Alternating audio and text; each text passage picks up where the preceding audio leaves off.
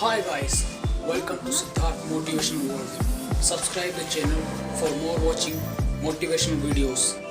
ये कहानी है एक किसान की जो गुस्से में अपने पड़ोसी को काफ़ी भला बुरा कह देता है। एक बार एक किसान अपने पड़ोसी से लड़ने लगा और लड़ते ही लड़ते किसान ने अपने पड़ोसी को काफ़ी भला बुरा कह दिया।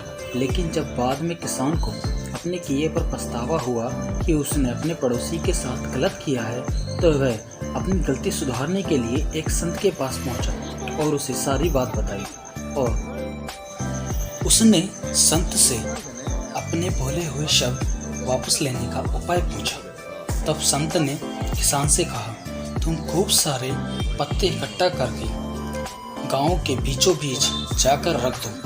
किसान ने ठीक ऐसा ही किया और फिर वापस संत के पास पहुंच गया। तब संत ने कहा, अब जाओ और उन पत्तों को इकट्ठा करके वापस ले आओ।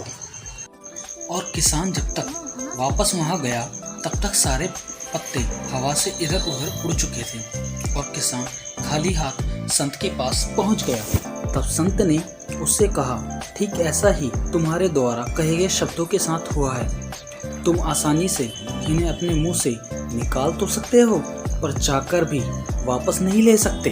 इसीलिए किसी को भी भला बुरा कहने से पहले उसकी बात सुनो, परखो और समझो। उसके बाद उस पर अपनी कोई राय दो। तो इस कहानी से हमें क्या सीख मिलती है? इस कहानी से हमें सीख मिलती है कुछ भी कड़वा बोलने से पहले याद रखें कि भला बुरा कहने के बाद कुछ भी करके अपने शब्द वापस नहीं लिए जा सकते। आप उस व्यक्ति से जाकर क्षमा तो मांग सकते हैं और मांगनी भी चाहिए, पर ह्यूमन नेचर ही कुछ ऐसा होता है कि कुछ भी कर लीजिए, इंसान कहीं ना कहीं हर्ट हो ही जाता है। जब भी आप किसी को भला बुरा कहते हैं तो वह उसे कष्ट पहुंचाने के लिए होता है, पर बाद में वो आपको ही अधिक कष्ट देता है। तो भला खुद को कष्ट देने से क्या लाभ? इससे तो अच्छा है कि आप खुद ही चुप रहा जाए।